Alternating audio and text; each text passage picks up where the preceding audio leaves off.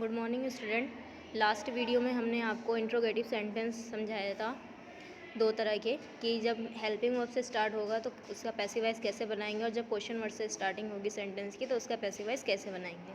अब हम आपको इंट्रोगेटिव विद होम बताने जा रहे हैं। अगर सेंटेंस में होम दिया हो तो उसका हम लोग पैसिव वॉइस कैसे बनाते हैं। जब क्वेश्चन वर्ड होम होता है तो सेंटेंस में सब्जेक्ट होता है पर ऑब्जेक्ट नहीं होता। ऐसे वाक्यों में ऑब्जेक्ट होम होता है। इस प्रकार का पैसिव वॉइस बनाते समय ऑब्जेक्ट होम को सब्जेक्टिव केस हु में लिखते हैं। नोट फर्स्ट है, होम ऑब्जेक्टिव केस में होता है तथा हु सब्जेक्टिव केस में होता है। हु को एक वचन सब्जेक्ट माना जाता है। यानी यहाँ पर बताया गया है कि जब सेंटेंस में हमारा होम दिया होगा तो सेंटेंस में हमारा सब्जेक्ट दिया रहेगा लेकिन हमारा ऑब्जेक्ट नहीं दिया होगा, तो जो हमारा होम रहेगा उसी को हम लोग ऑब्जेक्ट मानते हैं और उसका सब्जेक्टिव केस हु में लिखते हैं। तो अब यहाँ पर देखते हैं example, home have you invited. तो यहाँ पर होम हमारा ऑब्जेक्ट था तो हमने उसको चेंज किया, किस में चेंज हो जाएगा, हु में।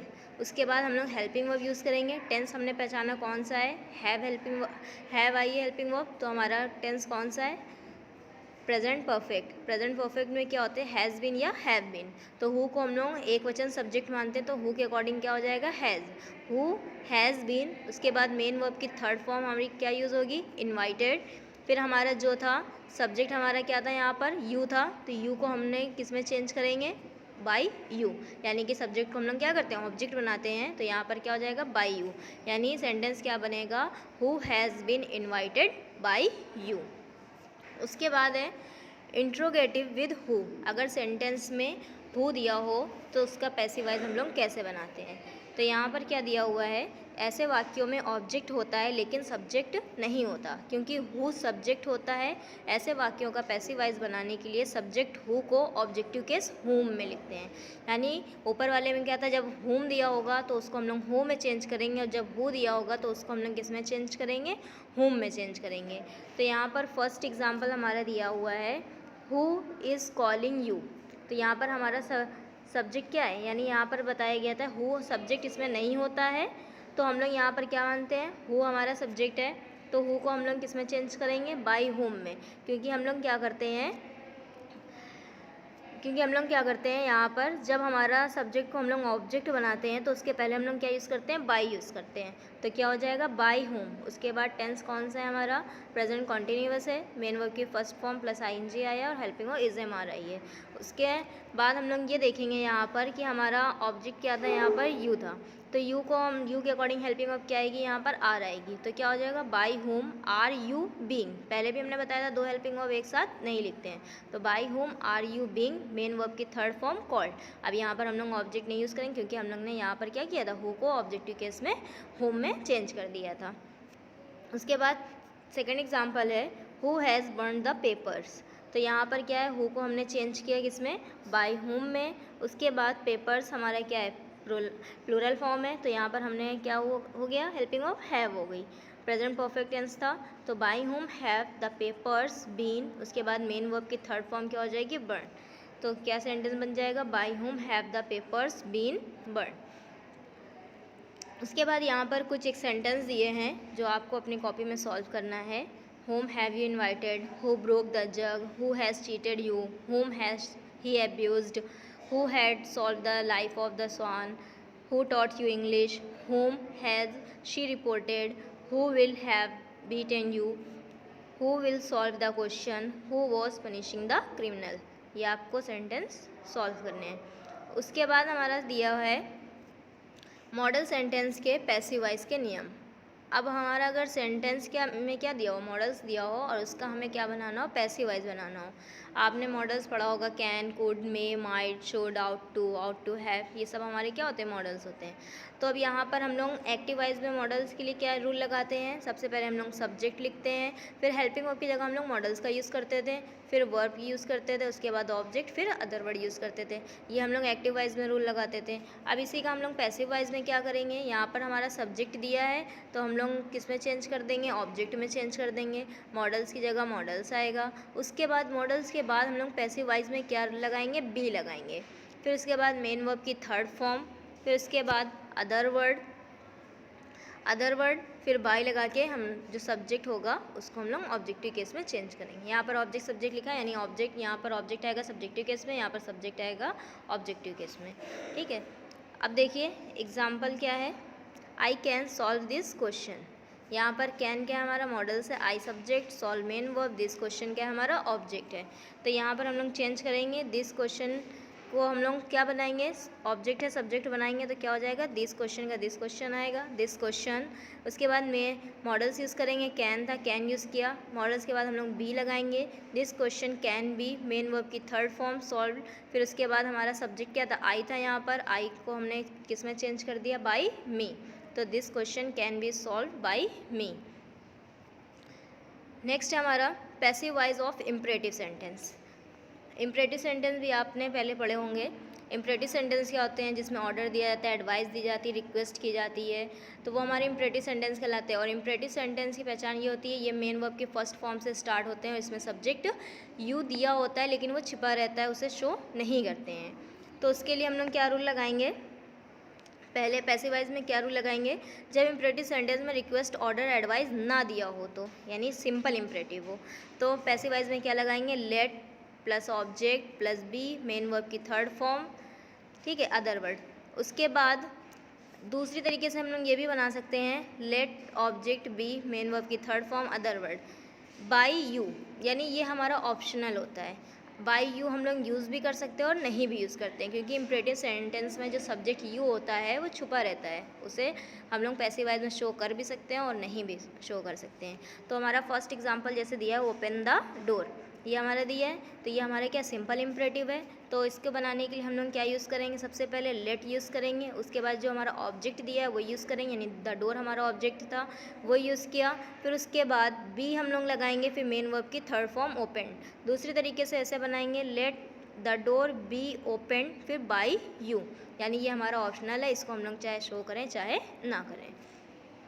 उसके बाद है इम्परेटिव सेंटेंस विथ प्लीज़ और काइंडली, यानी जब सेंटेंस में प्लीज़ और काइंडली दिया हो तो उसका पैसिव वॉइस कैसे बनाएंगे। तो उसके लिए रूल हमारा क्या लगेगा, you are requested plus to plus पूरा वाक्य, यानी जो सेंटेंस में और आगे सेंटेंस दिया होगा। जैसे एग्जांपल दिया है, please give me a book, ये हमारा दिया example, please give me a book, यानी सेंटेंस में क्या आया है, प्लीज़ आया है, काइंडली भी आ सकता है, ठीक है, कोई कोई सेंटेंस में काइंडली है। तो इसके लिए हम लोग रूल लगाएंगे, यू आर रिक्वेस्टेड, यानी जब किसी से प्लीज़ कह के बात की जाती है, काइंडली बोला जाता है, तो वहाँ पर हमारा क्या किया जाता है, रिक्वेस्ट की जाती है। तो यहाँ पर सेंटेंस क्या हो जाएगा, you are requested plus to plus, यानी जो सेंटेंस में हमारा पूरा वाक्य रहेगा वो लिखेंगे। फिर उसके बाद प्लीज़ और काइंडली हम लोग नहीं लिखते हैं। जैसे प्लीज़ यहाँ पर आया है तो हमने क्या यूज़ किया, you are requested, you are requested plus to, उसके बाद हमने प्लीज़ यहाँ से हटा दिया। अब क्या बचा हमारा, गिव मी आ बुक, तो हमने टू के बाद to give me a book, यानी you are requested to give me a book. Next है सिंपल इम्परेटिव विद सजेशन, यानी जब सेंटेंस में क्या दिया हो, सजेशन दिया हो। अब देखिए सजेशन टू टाइप्स हो सकता है, या तो हम सजेशन दें और उसका प्रॉफिट हमें मिले, और या सजेशन हम दें उसका प्रॉफिट किसी दूसरे को मिले। तो वही चीज़ है यहाँ पर, जब सब्जेक्ट को सजेशन दिया जा रहा हो और प्रॉफिट सब्जेक्ट को ही मिल रहा हो, यानी सजेशन आपको दिया गया और इसका प्रॉफिट भी आपको ही मिल रहा हो, तो उसके लिए हम लोग क्या रूल लगाएंगे। जैसे रूल हमारा क्या है, you are advised plus to plus पूरा वाक्य। जैसे बी केयरफुल, ये हमारा एग्जांपल दिया है, अगर आपको कोई बोल रहा है बी केयरफुल, सावधान रहो, तो उसका प्रॉफिट आपको ही मिलेगा, किसी दूसरे को नहीं मिलेगा। तो यहाँ पर हम लोग क्या लगाएंगे, यू आर एडवाइज्ड। एडवाइज्ड क्यों लगाएंगे, क्योंकि हमें वो एडवाइस कर रहा है, ठीक है। तो यहाँ पर क्या हो गया, you are advised plus to plus पूरा वाक्य, टू बी केयरफुल। फिर उसके बाद है जब सब्जेक्ट को सजेशन दिया जा रहा हो और प्रॉफिट सब्जेक्ट को नहीं मिल रहा हो, ठीक है। ऊपर वाले में क्या था, प्रॉफिट सब्जेक्ट को मिल रहा था, अब यहाँ पर क्या है, प्रॉफिट सब्जेक्ट को नहीं मिल रहा है। तो उसके लिए हम लोग क्या रूल लगाएंगे, पहले ऑब्जेक्ट लिखेंगे, फिर उसके बाद शुड, फिर बी, मेन वर्ब की third form, other word plus by you.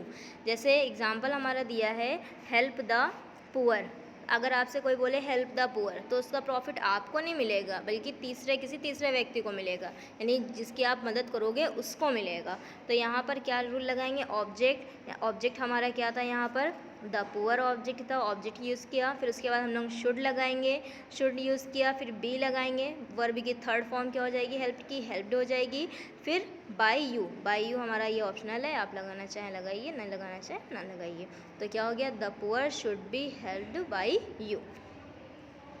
अब आगे क्या है, जब इम्परेटिव सेंटेंस में ऑलवेज दिया हो, यानी जब इम्परेटिव सेंटेंस हो और उसमें क्या दिया हो, ऑलवेज दिया हो, तो उसके लिए क्या रूल लगेगा, पहले object plus should plus always plus be, verb की थर्ड फॉर्म बाय यू। देखिए इसका रूल और इसका रूल सेम है, बस इसमें क्या है, शुड के बाद ऑलवेज है फिर बी है, और इसमें शुड के जस्ट पहले क्या है, यहाँ पर बी दिया हुआ है, और यहाँ पर क्या है, always should plus always plus B.